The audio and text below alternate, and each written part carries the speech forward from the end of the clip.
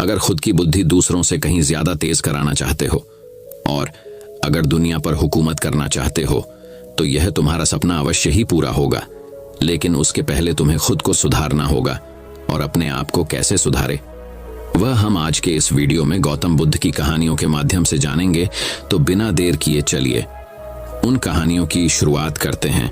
गौतम बुद्ध की ये 5 बातें रखेंगे ध्यान तो जीवन में कभी नहीं हरा पाएगा कोई। गौतम बुद्ध की ऐसी कई बातें हैं जो आपकी जिंदगी को पूरी तरह से बदल सकती हैं। उनकी बताई गई कुछ जरूरी बातों को अगर आप फॉलो करें तो आपको जल्द ही इसका परिणाम देखने को मिलेगा। आप उनके द्वारा बताई गई बातों पर गौर करें। तो आइए हम आपको गौतम बुद्ध के उन विचारों के बारे में बताते हैं जो आपके जीवन की दिशा को बदल सकते हैं। पहला विचार, प्यार करना सीखें। नफरत को नफरत से नहीं बल्कि प्यार से ही दूर किया जा सकता है। यह पहली सीख है जो हमें बुद्ध के जीवन से लेनी चाहिए। दुनिया में प्यार ही एक ऐसा एहसास और भावना है जो इतनी शक्तिशाली है कि इससे उदासी, गुस्सा और निराशा दूर हो जाती है। बुद्ध का दूसरा विचार, चुप रहना सीखें। हमेशा बड़बोलापन अच्छा नहीं होता, कभी कभी चुप रहना भी बुद्धिमानी की निशानी होती है। गौतम बुद्ध के ये विचार सिखाते हैं कि आपका काम दर्शाता है कि आप कौन हैं। यदि आप अनावश्यक ज्ञान देंगे तो कोई आपका सम्मान नहीं करेगा। इसलिए शांत रहने और अपने आसपास की चीजों पर गौर करने में ही बुद्धिमानी होती है। बुद्ध का तीसरा विचार, सोच समझकर बोले। शब्द बहुत ताकतवर होते हैं। सच्चे शब्द दुनिया को बदल सकते हैं, वही कड़वे शब्द दुनिया का विनाश करने के लिए काफी होते हैं। शब्दों का हमारे जीवन में बहुत प्रभाव पड़ता है, इसलिए हमें दूसरों से कुछ भी कहते समय बहुत सावधान रहना चाहिए। अगर आप 2 बार बिना सोचे समझे किसी को दुख देने वाली बात कहते हैं तो यह उस व्यक्ति पर बुरा प्रभाव डाल सकती है।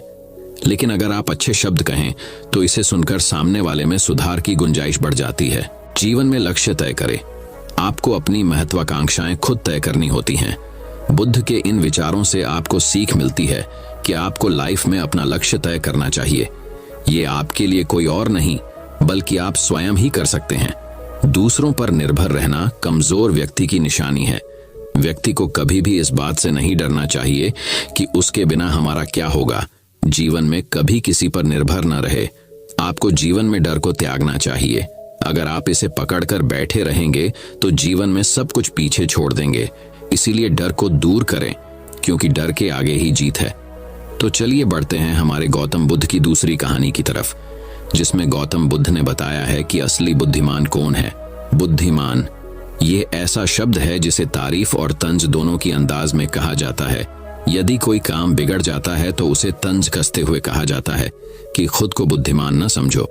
वही यदि किसी कार्य को सफलतापूर्वक कर दिया जाता है या किसी मुश्किल परिस्थिति का हल निकाल लिया जाता है तो हम कहते हैं बहुत बुद्धिमान है। लेकिन प्रश्न यह है कि वास्तव में बुद्धिमान कौन है और कैसे बना जा सकता है बुद्धिमान। बौद्ध धर्म के संस्थापक महात्मा गौतम बुद्ध के विचार और कहानियों से व्यक्ति को प्रेरणा मिलती है।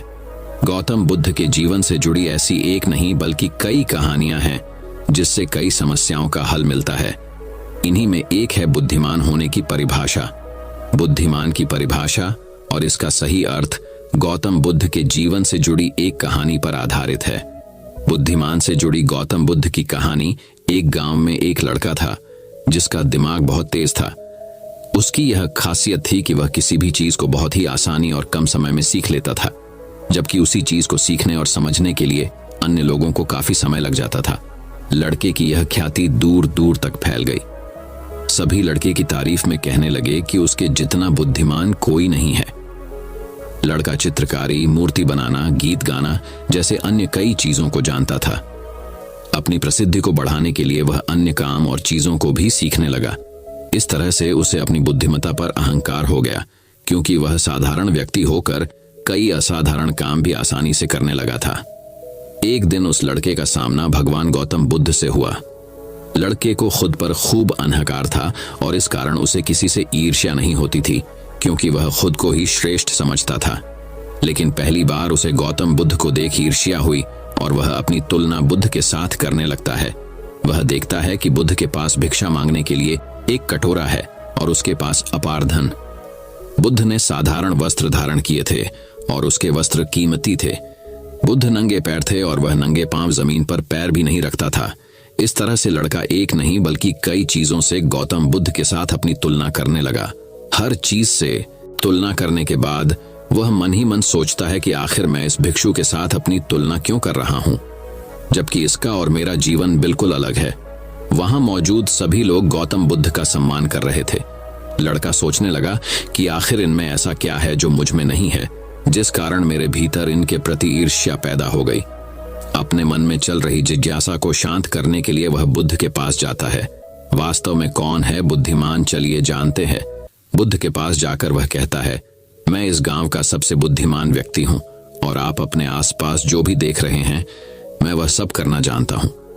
मैं किसी भी कार्य को बहुत कम समय में सीख लेता हूं, इसलिए सभी लोग मेरा सम्मान करते हैं। लेकिन फिर भी आपको देख मेरे भीतर ईर्ष्या पैदा हो गई, इसलिए मैं जानना चाहता हूं कि आपकी उपलब्धि क्या है। सभी आपको इतना आदर सम्मान क्यों दे रहे हैं? लड़के के सवाल का जवाब देते हुए बुद्ध कहते हैं, मेरी कोई उपलब्धि नहीं है, लेकिन तुम कह सकते हो कि मेरी यही एक उपलब्धि है। बुद्ध लड़के से पूछते हैं, क्या तुम्हें निंदा अच्छी लगती है? लड़का कहता है कि भला किसे निंदा अच्छी लग सकती है? बुद्ध कहते हैं कि जो तुम्हें अच्छा और बुरा लगता है, मैं इनसे भी ऊपर हूं। मुझे ना निंदा सताती है और ना अपनी प्रशंसा से प्रसन्न होता हूं। यही अंतर है तुम में और मुझ में। बुद्ध कहते हैं, तुमने सैकड़ों काम सीखे लेकिन सबसे जरूरी काम को सीखना भूल गए। लड़का पूछता है, कौन सा काम? बुद्ध ने दिया बुद्धिमान होने का ज्ञान। बुद्ध कहते हैं कि क्या तुम्हें मन को नियंत्रण करना आता है? यह बात सुनकर लड़का समझ जाता है कि उसे बुद्ध से ईर्ष्या क्यों हुई। बुद्ध कहते हैं, जिसने संपूर्ण जगत जीत लिया लेकिन अपने मन को नहीं जीत पाया, उसने कुछ भी नहीं जीता। वहीं जिसने अपने मन को जीता लेकिन अपना सब कुछ गंवा दिया, फिर भी उसने सब कुछ जीत लिया। बुद्ध की यह बात सुन लड़के का अहंकार टूट गया।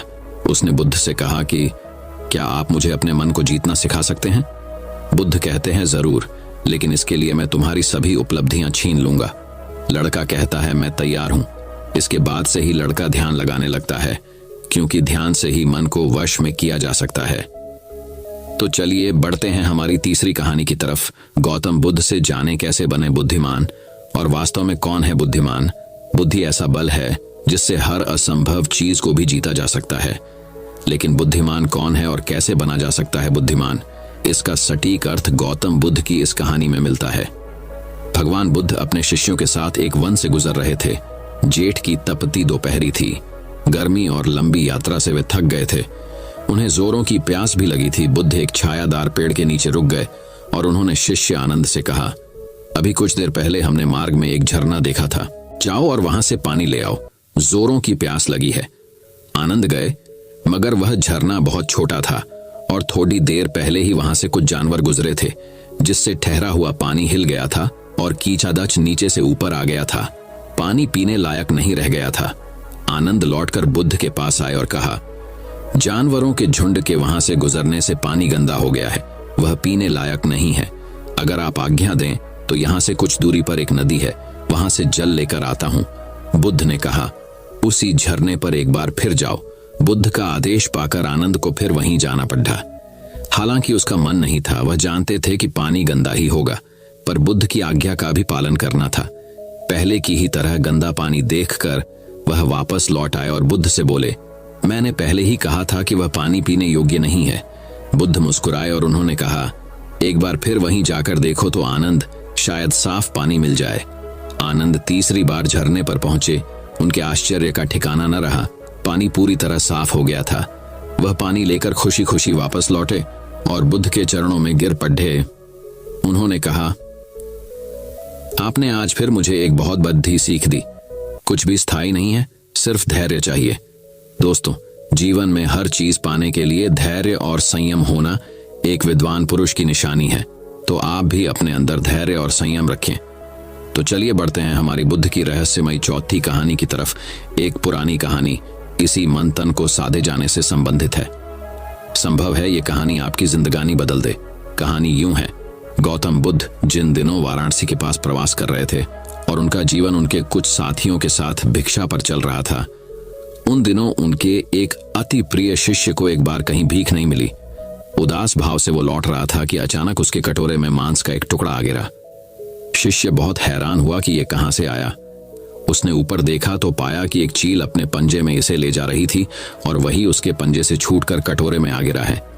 शिष्य बहुत हैरान और परेशान रहने के बाद आखिर में बुद्ध के सामने गया और उसने सारी कथा उन्हें कह सुनाई कि प्रभु, आज कुछ नहीं मिला, बस ये मांस का एक टुकड़ा मेरे पात्र में आ गिरा। बुद्ध ने उसे समझाया कि अब जो मिला वही तुम्हारी किस्मत, तो तुम उसका अनादर मत करो और उसे ही पकाकर खा लो। शिष्य ने ऐसा ही किया। मांस बहुत स्वादिष्ट पका। बुद्ध के तमाम शिष्य इस पूरी घटना को देख रहे थे। पहले तो मन ही मन सोच रहे थे कि आज मांस लाने की वजह से उस अति प्रिय शिष्य को डांट पड़ेगी, लेकिन यहाँ तो मामला ही उल्टा हो गया था। कहाँ बाकी शिष्य वही सादा भोजन ग्रहण कर रहे थे और वो मांसाहारी भोजन कर रहा था। इस घटना को देखकर बाकी शिष्यों ने भी धीरे धीरे कहीं से मांस उठाकर लाना शुरू कर दिया और आकर बुद्ध से कहने लगे कि प्रभु, आज कुछ नहीं मिला, बस यही मांस का टुकड़ा मिला है। बुद्ध उसे देख मुस्कुराते और कहते, जो मिला उसे ही स्वीकार करो। एक दिन एक शिष्य ने बुद्ध से पूछा कि भगनव, आप जानते हैं कि ये झूठ बोलकर मांस पकाकर खा रहे हैं, फिर आप इन्हें रोकते क्यों नहीं? बुद्ध ने कहा कि रोकने से कोई नहीं रुकता, जिसे रुकना होता है वो खुद रुकता है, और वो रुकना भी क्या रुकना जिसमें मन न रुके, और अगर मन ही न रुके तो तन के रुकने का कोई अर्थ नहीं होता। ऐसे में जिसे जिसे जो अच्छा लगता है उसे करने दो। जब मन की मुराद पूरी हो जाती है, चाहे जब हो, तभी आदमी अध्यात्म की ओर मुड़ता है। तो दोस्तों, चलिए बढ़ते हैं हमारी 5वीं कहानी की तरफ। बौद्ध भिक्षु। कहानी। पुराने मध्य भारत में एक रियासत हुआ करती थी। रियासत की बड्ढी रानी की गौतम बुद्ध के प्रति बहुत निष्ठा थी। उस रियासत के महाराज देवराज की 2 रानियां सुरुचि और सुनिधि थीं। राजा देवराज की पहली पत्नी सुरुचि थी, जिसका स्वभाव किसी साध्वी की तरह था। वो गौतम बुद्ध को अपना आराध्य मानती थी और उनके बताए मार्ग पर चलने की कोशिश करती है। उनके साथ उनका बेटा वीर भी खेलता रहता, लेकिन देवराज का पूरा ध्यान अपनी दूसरी पत्नी सुनिधि के ऊपर ही रहता। वो देखने में बहुत ज्यादा खूबसूरत थी। इसी खूबसूरती की विलासता में महाराज खोए रहते। राजमहल की ज्यादातर तमाम सुख सुविधाएं दूसरी पत्नी सुनिधि और उसके बेटे सुमंत को ही मिला करती। दोनों ही पत्नियों के राजदुलारों की खिलखिलाहट से पूरा महल जगमग रहता। रियासत के लोगों को भी पता चल चुका था कि उन्हें होने वाला राजकुमार मिल चुका है। राज्य के लोग अक्सर सोचा करते कि भविष्य में राजगद्दी पर कौन बैठेगा, तो इस पर ज्यादातर लोगों का मत तो सुरुचि के पुत्र वीर के ऊपर ही था कि भविष्य के राजा वही होंगे, क्योंकि धर्म और नीति के अनुसार बढ़े पुत्र को ही राजगद्दी मिलनी चाहिए। लेकिन समय की लकीरों को कुछ और ही मंजूर था। देवराज की पहली पत्नी सुरुचि का स्वभाव बद्धा, शांत और न्याय संगत था। वो न्याय धर्म और बौद्ध धर्म की बातें किया करती। मां की संगत पाकर बेटा वीर भी उसी स्वभाव का हो गया था। वीर अब बद्धा हो रहा था। उसका स्वभाव ऐसा हो गया कि उसे जो भी मिलता वो भी मां की तरह संतोष कर लेता। समय का चक्र चलता है और एक दिन रियासत का दरबार सजा हुआ था। उसी दिन भावी राजकुमार के नाम की घोषणा भी की जानी थी। सभी इस बात को लेकर आत्मविश्वासी हुए पड़े थे कि होने वाला राजकुमार वीर ही होगा। महाराज अपनी पत्नी सुनिधि के साथ सिंहासन पर बैठे हुए थे। महाराज छोटे बेटे सुमंत को दुलार रहे थे। वहीं वीर अपनी मां सुरुचि के साथ दरबार में बैठा हुआ था। सभी पुरोहितों ने वीर की मां को बता दिया था कि आज राजदरबार में वीर के राज तिलक की पूजा है, उसे तैयार करके लाना। वीर की मां सुरुचि ने भी बड्ढे दुलार से अपने बेटे को तैयार किया और ईश्वर के सामने प्रार्थना की और माथा टिकवाया। महल में शंख बजने शुरू हुए। पुरोहितों ने वीर का नाम भी लिया। बालक वीर सौम्य अंदाज में पिता की गद्दी की तरफ बढ़ा और अपने पिता का आशीर्वाद लिया। पिता आशीर्वाद देने के लिए हाथ उठाते कि दूसरी रानी सुनिधि ने पीछे धकेल दिया। वीर की आंखों से आंसू गिरने लगे। भरे राज दरबार में गुस्से से लाल रानी सुनिधि ने वीर की कलाई को मोड़ दिया था। उन्हें सिंहासन पर पहुंचने से रोक दिया। फिर सुनिधि ने अपने कड़ीडीढ़ शब्दों और सख्त आवाज में कहा कि तुम इस सिंहासन और महाराज की गोद में बैठ नहीं सकते। सिंहासन में बैठने वाला काबिल हो या ना हो, वो चहेती रानी का पुत्र ही होना चाहिए। तुम दासी के बराबर वाली रानी के पुत्र हो। सिंहासन पर मेरा पुत्र सुमंत ही बैठेगा और जो सिंहासन पर बैठेगा जनता उसी को राजकुमार मानकर आदर सम्मान देगी। तुम जाओ अपनी माता के पास और बुद्ध की सेवा करो। मेरे रहते तुम्हें आत्मसम्मान कभी नहीं मिल सकता। जाओ, पहले अपना भाग्य बदल कर आओ। राजकुमार बनने के लिए तुम्हें मेरी कोख से जन्म लेना पड़ेगा। यह सब सुनकर पूरा राज दरबार हक्का बक्का रह गया। सबको आश्चर्य भरी नजरों से महाराज देवराज की ओर देखे जा रहे थे कि महाराज कुछ बोल क्यों नहीं रहे। लेकिन महाराज बोलते भी क्या, वे नजरें झुकाए बैठे थे, क्योंकि उनकी आंखों और मन पर तो रानी सुनिधि की खूबसूरती और विलासता का पर्दा पड़े हुआ था। ऐसे में भला वो रानी का विद्रोह कैसे कर सकते थे? अगर वो रानी का विद्रोह करते तो उनकी विलासता भरी रातें कैसे रंगीन होती, खूबसूरत जिस्म का आनंद लेने से वंचित हो जाते। वीर को अपनी सौतेली मां की बातों से ज्यादा बुरा अपने पिता के चुप रहने का लगा।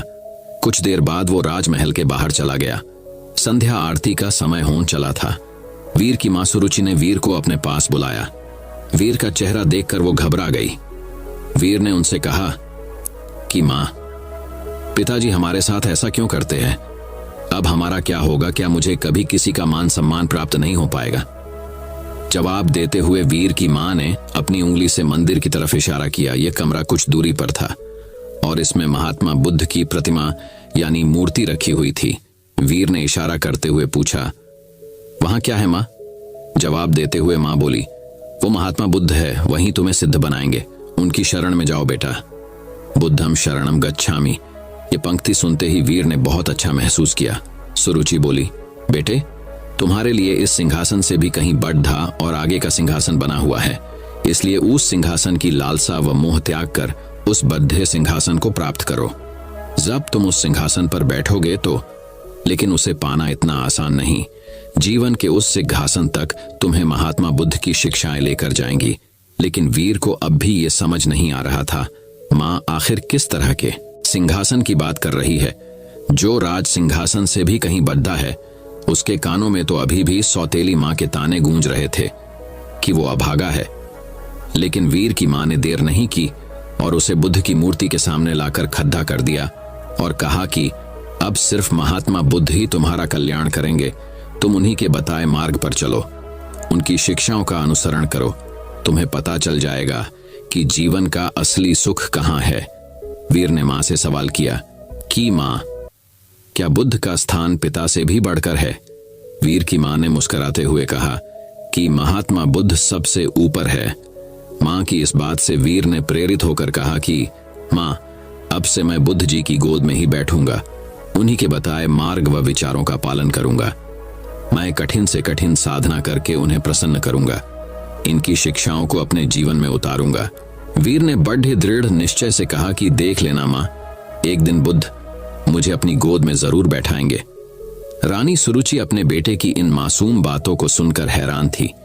मां ने वीर को गोद में उठाया और कहा कि पूरे मन से बुद्ध की बातों का अनुसरण करो।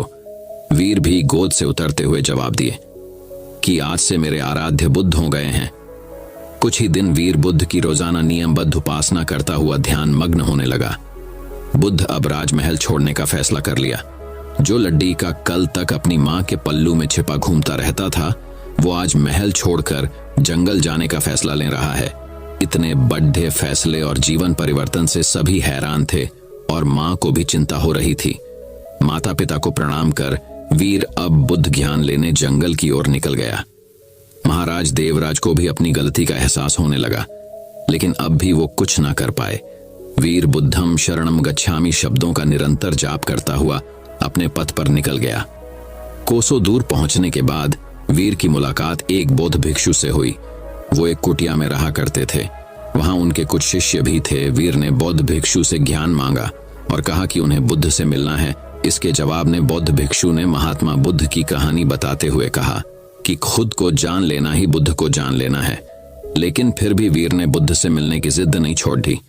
तब बौद्ध भिक्षु ने कहा, तुम अभी आराम करो, मैं कल सुबह तुमसे बात करूंगा। पूरी रात गुजर गई और वीर बुद्धम शरणम गच्छामि का जाप करता रहा। सुबह हुई तो वीर ने बौद्ध भिक्षु से फिर सवाल किया। भिक्षु ने जवाब में कहा कि अभी मेरी एक अंगूठी खो गई है, उसमें मेरी जान बसती थी, उसे खोज दो, फिर मिलवाता हूं। वीर पूरे मन से उस अंगूठी को खोजने में लग गया। सुबह से रात हो गई, लेकिन अंगूठी नहीं मिली। फिर बौद्ध भिक्षु ने वीर को दिया लेने के लिए कुटिया के अंदर भेजा। वहां पहुंचकर वीर ने देखा कि अंगूठी तो अंदर ही संभाल कर रखी हुई है। यह दृश्य देखकर वीर को बहुत दुख हुआ। उसने बौद्ध भिक्षु से कहा कि जब आपने अंगूठी को अंदर ही रखा हुआ था तो आपने मुझसे बाहर क्यों तलाश करवाया? इसका जवाब देते हुए बौद्ध भिक्षु बोले कि ठीक इसी तरह बुद्ध भी तुम्हारे अंदर विराजमान है, फिर भी तुम उन्हें बाहर क्यों खोज रहे हो? कि हौद को मोह, सम्मान, लालच, बुराली, अपमान, क्रोध, क्रूरता, ईर्ष्या जैसे भावनाओं से मुक्त कर दो। किसी की बातों का बुरा मानना, क्रोध करना और किसी भी प्रकार लालसा मन से त्याग दो। बस इतना ही करना, फिर देखना बुद्ध तुम्हें तुम्हारे अंदर ही मिल जाएंगे। इसके बाद वीर जब ये भी समझ गए कि बुद्ध एक साधारण पुरुष से कैसे महात्मा बुद्ध बने थे, तब इसका उनके मन पर बहुत प्रभाव हुआ। वह बहुत प्रेरित हुए। वीर ने अब गहरे ध्यान में डूबकर बुद्ध की उपासना आरंभ कर दी। जैसे जैसे वीर का ध्यान गहरा होता गया, उसी तरह वीर को आत्मज्ञान की प्राप्ति होने लगी। एक वक्त ऐसा आया कि वीर की सारी चाहतें मर गई। वीर के मन से सभी लालसाएं खत्म हो गई। वीर को अद्भुत आनंद का एहसास हो रहा था। लंबे वक्त तक नियमबद्ध तरीके से ध्यान करते रहने से उन्हें आत्मज्ञान की प्राप्ति हुई थी। अब वीर के मुख का अद्भुत तेज देख लोग उन्हें महासंत कहने लगे। यह बात कुछ समय बाद मध्य रियासत तक पहुंच गई कि पर्वत की शिला में कोई बड़ेढे प्रतापी तेजस्वी बौद्ध भिक्षु ध्यान में मग्न रहते हैं। राजमहल की तरफ से उन्हें बुलावा भेजा गया। रियासत की हालत ठीक नहीं चल रही थी, क्योंकि महाराज का दूसरा बेटा विलासता में बर्बाद हो चुका था। सुनिधि का हुस्न व खूबसूरती भी उम्र के साथ ढल चुकी थी। वही दूसरी ओर वीर की समृद्धि दूर दूर तक फैलती जा रही थी। एक दिन था जब वीर को सिंहासन पर बैठने के लायक नहीं समझा गया था। एक दिन और आया, बौद्ध भिक्षु के रूप में वीर ने राजमहल में कदम रखा। प्रजा की आंखों में आंसू भी थे और सम्मान भी। महाराजा और सुनिधि हाथ जोड़े पछतावे के आंसू रो रहे थे। वीर की मां के कानों में भी बच्चे वीर की बातें साफ साफ गूंज रही थीं। बौद्ध भिक्षु रूपी वीर ने सबसे पहले महात्मा बुद्ध की प्रतिमा को प्रणाम किया और कहा कि दूसरों की सेवा से बढ़ी कोई विलासता नहीं, कोई भी सिंहासन कोख से नहीं बल्कि काबिलियत से तय होता है। वीर ने राज सिंहासन का त्याग कर दिया और त्याग करने के लिए मंदिर रूपी कमरे की ओर चलने लगे। वहां वीर को देखने वाले लोग महसूस कर पा रहे थे कि जैसे कोई शांति की मूर्ति चल रही हो। बुद्ध की शरण में जाकर एक साधारण सा बालक वीर सिद्ध पुरुष बनकर लौटा था। दक्षिण भारत में आज भी यह कहा जाता है कि वीर को बुद्ध मंदिर की ओर जाते देखा था सबने, पर वापस आते कभी नहीं देखा गया। जब मंदिर के भीतर गए तो वहां पर बस भिक्षु वस्त्र ही मिले थे। कहा जाता है वह सिद्ध हो चुके थे, उन्होंने बुद्ध की शरणों में शरण ले ली थी। इस कहानी से हमें सीखने को मिलता है कि कर्म भाग्य से कहीं बढ़ा होता है, परिस्थितियों को बदल देने की क्षमता रखता है। बुरा कर्म धीरे धीरे मनुष्य से एक दिन सब कुछ छीन लेता है। मन का चयन, सुख, शांति, धन, संपदा, वैभव, सम्मान, प्रतिष्ठा। बुरा कर्म, घालत आदतें एक दिन मनुष्य का जीवन नर्क बना देती है। इस कहानी से हमें यही सीखने को मिलता है कि ईश्वर सभी के अंदर, इसकी खोज स्वयं में करें। ईश्वर की मौजूदगी का एहसास जरूर होगा। जीवन में कोई पाप ना करें, हमेशा मदद करें और इंसानियत को जिंदा रखें। जीवन सफल होगा। तो दोस्तों चलिए बढ़ते हैं हमारे गौतम बुद्ध की छठी कहानी की तरफ। बहुत समय पहले एक साधु भिक्षु रहता था। उन्होंने अपना समय समाज के बंधनों से दूर बिताना पसंद किया और इसके बजाय अपने ध्यान अभ्यास को गहरा करने के लिए प्रकृति के भीतर एकांत की तलाश की। वह अब भी अपना भिक्षा भोजन इकट्ठा करने के लिए हर सुबह जल्दी ही स्थानीय गांव में जाता था और हमारे भिक्षु कई वर्षों तक इसी प्रकार रहे। एक दिन दोपहर को हमारे भिक्षु को अपना भिक्षा भोजन प्राप्त करने के बाद उसे अपना सामान्य ध्यान गद्दी मिली और समाधि ध्यान का अभ्यास करना शुरू कर दिया और अपनी सांसों के प्रति जागरूक होना शुरू कर दिया। उनकी एकाग्रता इतनी अधिक हो गई कि हमारे भिक्षु बहुत देर तक बैठे रहे। उसने बड़े सांप को करीब और करीब आते नहीं देखा। हमारे भिक्षु अपनी एकाग्रता में इतना लीन थे कि वह एक पेड़ की तरह शांत हो गए थे। बड़े सांप ने मौन और शांत भिक्षु पर ध्यान भी नहीं दिया, जो एक पेड़ की तरह स्थिर होकर ध्यान कर रहा था। उसने जो कुछ देखा वह भिक्षुओं के उन वस्त्रों में एक अच्छी गर्म सोने की जगह थी, जो उसके क्रॉस किए हुए पैरों के चारों ओर लिपटी हुई थी और धूप में थी। हमारा सांप भिक्षुओं की गोद में चिपक गया और गहरी नींद में सो गया। हमारे भिक्षु के साथ गहन ध्यानमग्न एकाग्रता में लगभग 1 घंटा इसी तरह बीत गया और हमारा सांप उसकी गोद में सो गया। धीरे धीरे भिक्षु ने अपना ध्यान अपने परिवेश पर लौटाया और उसे अपनी गोद में एक असामान्य वजन का एहसास होने लगा। आप भिक्षु के आश्चर्य की कल्पना कर सकते हैं जब उसने उसकी गोद की ओर देखा। पीतल जैसा साहसी एक बहुत बड़ा सांप सचमुच उसकी गोद में छिप गया था और गहरी नींद में सो गया था। भय ने हमारे भिक्षु को जकड़ लिया और उन्होंने तुरंत अपनी आंखें बंद कर लीं और फिर से ध्यान करना शुरू कर दिया। उन्होंने खुद को शांत किया और अपनी ट्रेनिंग को याद किया। सभी चीजें अनित्य और सदैव परिवर्तनशील हैं। वह बिना किसी संदेह के जानता था कि सांप फिर से आगे बढ़ेगा और इसलिए वह ध्यान में रहा। लेकिन हमारा सांप बहुत सहज था और हिलना नहीं चाहता था। वह वहीं रुका रहा जहां वह गहरी नींद में